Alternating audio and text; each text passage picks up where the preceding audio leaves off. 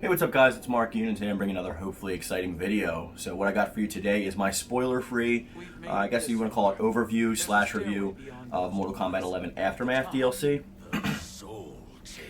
It did just come out yesterday, and I actually sat down yesterday, played through the entire story, I made all the different choices. I customized a bunch of characters. I pretty much tried to see everything that the mode, or the extra content I should say, has to offer, with the exception of RoboCop, because he's going to be his own separate video. So today I'm going to cover my thoughts in a mainly spoiler-free setting, and tomorrow I'm going to have a spoiler discussion. So if you don't want to be spoiled, I guess like tomorrow's video is not for you, but today's video is those of you who are on the fence about the $40 price tag, or you're not sure exactly if it's worth the investment or how much content's actually going to be added. So there's going to be nothing spoiler showed in the video today. We're going to be looking at the friendships though, and we're also going to be looking at the first trailer that shows one of the scenes from the story mode. The first thing I would like to say is the story. Now, it's 5 extra chapters, which I'm sure you've heard by now, but it's an extensive 5 chapters. There are 6 fights each, and the story mode cutscenes obviously spread throughout within, and there's a lot of good content in there. It might even be like more tugging on heartstrings type things than like the first version of the game.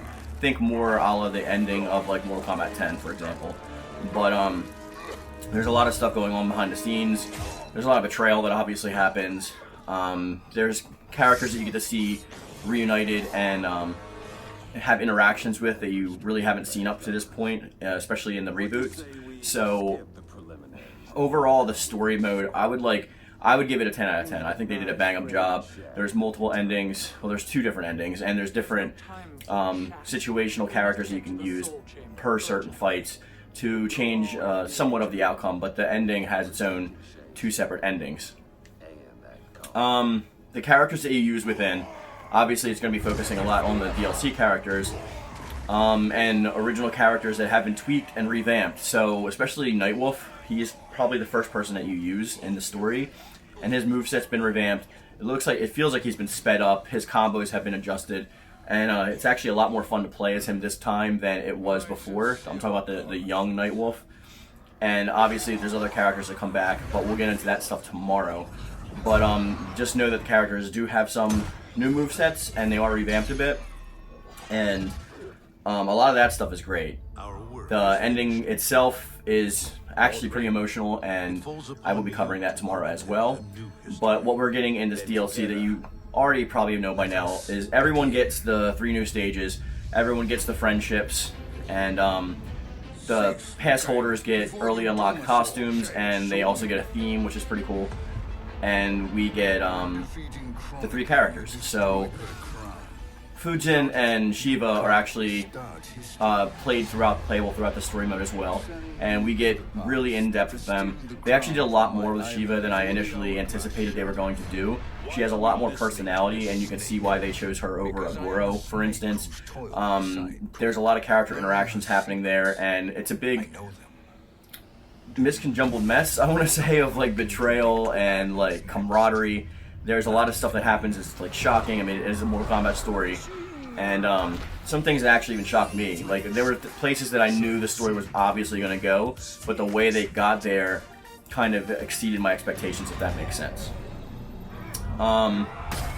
So you get a lot of customization options also for just playing the story mode.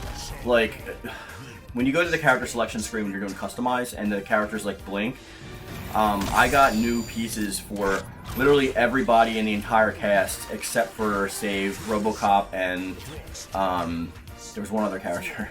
Well, one was RoboCop, but everyone else got a whole litany of new things, of new items. And RoboCop obviously does have his tower going on right now. It was, last I checked, 166 hours, so obviously it's still going strong.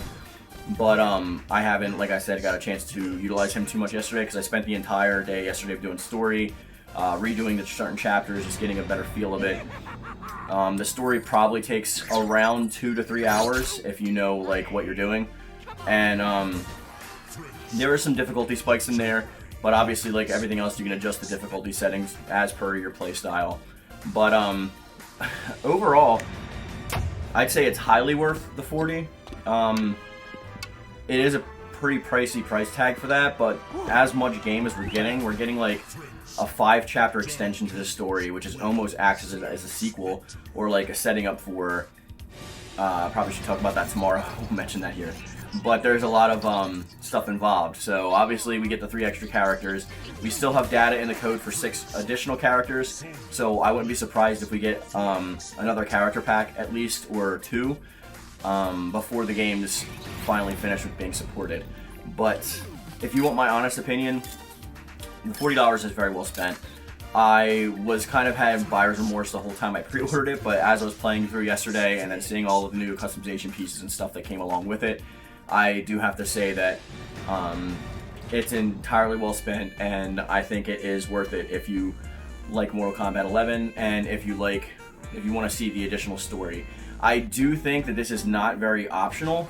There's things that happen in the story and at the ending in particular that are probably setting up the next game.